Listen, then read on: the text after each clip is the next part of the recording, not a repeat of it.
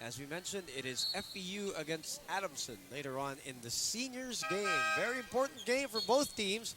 FEU on a 2-game winning streak as you look at the UE camp, the coaching staff, Dido Babilonia and Coach Dindo Pumaran. They will be seeing action tomorrow against UST. Big game. And right here at the Philsports Arena. You know, if you think about it, this season in the senior division, it's very close. Even your 7th, 6th, 5th place teams can go to number 2. And each game is crucial. Also later, the FU Adamson, the last game these two teams played were against each other. So it's going to be another, battle for these two teams. How will Adamson go up against FU, which clobbered Adamson big? Can they recover from that? On the other hand, can FU get their 3rd straight win? But Coach Leo Austria also doing a great job with the Adamson University. They didn't really start off well, but they have accumulated a couple of wins and put themselves in a good position for Final Four.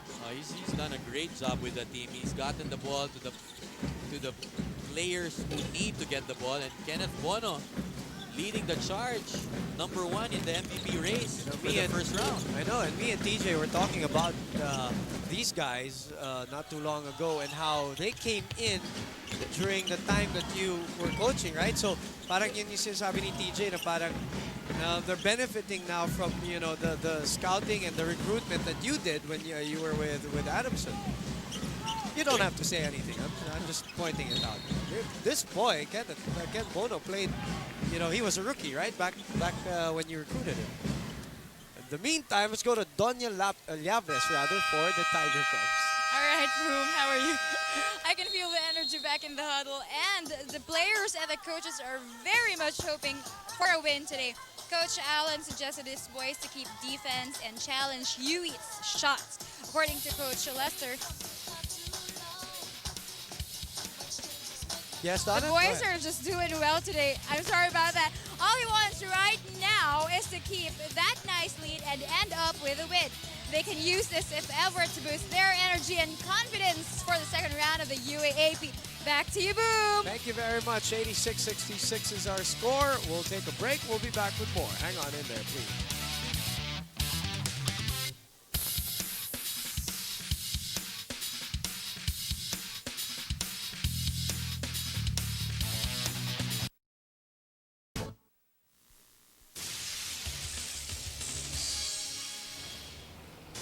We are here at the Philsports Arena for UAAP Season 69 second round. This is the season where we celebrate being young. Coming up next, the Adamson Soaring Falcons go against the FEU Tamaraos in a grudge match to the finish. It's raining here outside, but it's going to be hot later inside. So keep it here on Studio 23. Kabarkada mo!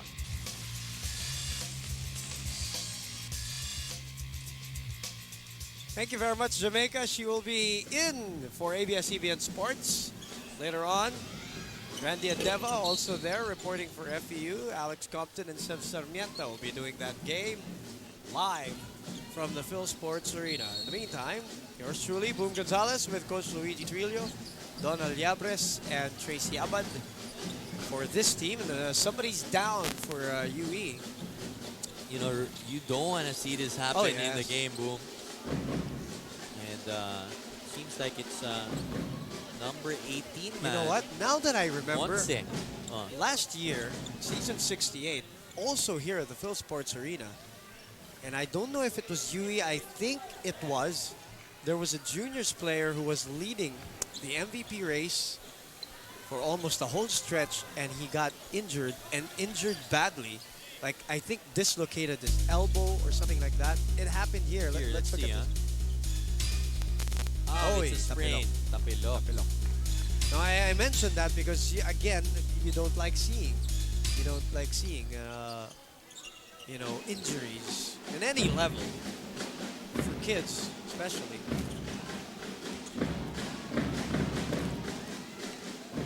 In the meantime, it's 86-67. And I also believe that guy still was part of the mythical 5 at the end of the tournament. I just can't recall his name right now. But I saw the injury, man.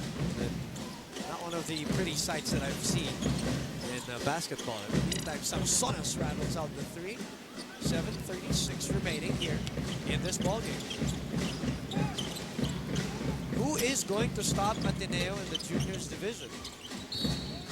That's the question, as they are up at 7-0. Actually, Ateneo doing really well.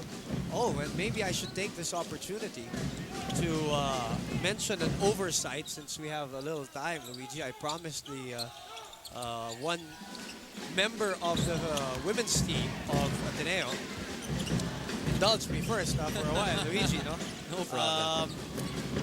There was, well, I was talking about how the seniors team at Ateneo doing very well, unbeaten, and then the juniors is 7-0. I also failed to mention that the women's division, which sometimes can be overlooked, is also doing well. I think they're at 5-1, 6-1, but they're doing very well as we look at the Sun Cellular 3 brought to us now. Better network, better value with Sun Cellular. So in fairness, I would like to send my apologies to the women's team if I did not mention it. But now I am. And thank you to Dikay Kainap for telling me about it. But she just wanted, you know, a little love for the women's division. And why not? There's a place here for Yes, of women's course. basketball. And she told me specifically because she knew I did the finals back in 2004, covering the finals between Ateneo and Adamson when they won. So there, the women's division, also Ateneo doing well with the other teams that are involved in the women's division. So, you know, I talked to my brother, my younger brother, Paolo. He is the team manager of Ateneo. And he said, you know, the secret why they're winning. I said, what's your secret? I was talking about this with Coach George Gannon. We were talking, the three of us. He mentioned that they have mass before every game. Okay. And, you know, that's helped them a lot. Helped them to focus in on their games. You're talking about... I started teasing him, don't, you know, be overconfident. Of There course, is such a thing of peaking too early. And, you know, that's one thing also when you're up there in the standings, you become the hunted. Yeah. Other teams just want to play and beat you badly. But then again, that's also a challenge for any team, right? When you're up there, whether you're any school, when you're up there, you want to stay there, and you have to take it upon yourself to be challenged by that. You have to be mentally ready, though. Yes. If you're not in that situation, it's your first time, you tend to be in cloud 9. And that's what top teams have to watch out as Kunanan gets into the fold this time. He's got 3 points. So he is helping out this UST team. UE now throwing it up. Oh, partner, it is Mark only a Ruñez. 10-point lead. Exactly. You know, UE has been bombing away from the three-point area. We've been talking about the seniors the whole time. And the women's too. Oh, but little by little, this Page's team coming back to life. Which I can relate to what we were talking about earlier. When you're on top, mahirap maintain. When you're leading by 20, 25, that also becomes a challenge for the team like UST. Right now, 5 personal fouls on Julius Reyes, so more problems for UST. Let's go to Tracy Abad for the Pages right now. We're on a rampage. Tracy. Thank you, Boom. All right, Coach Melvin Reyes is still frustrated. Although he's frustrated, he still encourages the team that they can still do it. He tells with that hope, he directs the play to the boys and reiterates that there is still time to get that ball in the basket. And checking in about Edmond Monse, he started having the cramps and then fell for that sprain. Looks like he'll be sitting in for this game. Boom. Thank you very much, Tracy. Well, right now, your team is only down by 10, and they forced the turnover on UST. And the bad news for UST, Luigi, is there's a whole lot of basketball time up in that clock. 5 minutes and 29 seconds. You know, UE putting them within striking distance. No Reyes, no big man now for the Cubs, the Tiger Cubs. And, you know, that's easy. 10 points, Oh, yeah. 5 minutes to go. Still anybody's basketball here. And I'd like to point out what you were saying, Luigi, about UE. If you're behind, all you have to do is just keep on playing and playing and pushing, and you never know what can happen. And right now, that's what's happening as UST stems the tide with Kunanan. A lot of patience on that play. I mean, UE down to 10 points, and then UST just moves the ball around, finding Kunanan. Take a go to their money man, Duran, working hard for that 2 points. He deserves 4 points for that move. Because he didn't look at the basket. He just threw it up. And they're still there. At iba talaga pag nakakabot ka, Luigi, may konting buhay, ano? Oo. Even defensively now, look at UE's a little bit more energetic right now. They're a little bit more intense. Well, this tempo favors them. One-on-one play and almost a three-point play opportunity for Romel Del Rosario. Well, they say anything is possible in high school ball. And this game is proving why. You know, they have a chance to bring it to single digits. The last time it was single digits was early in the first quarter. Correct. Aquino now fouls out, so problems for UST, who seem to be coasting along earlier on. And you know what hurts UST, partner, is they're in penalty right now. They have 5 team fouls as compared to the Pages that only have 3. And So things looking UE's way. so much time on the clock. 4:27. Question is now, if you're UE, you're down by 9. Okay, you're down by 8. What do? Do you keep on with the full court trap? Go with what works with you. Yeah. And these are kids. These are kids enjoying it. They've got so much energy. They like us, we're kids. Exactly. We are celebrating being young here in season 69 of the UAAP. I can't go against you on that statement, Luigi. I just can't. Because we're I together. will find it really hard to do that. We are young. Come I on. did exactly what I mean. Laconico pulls out.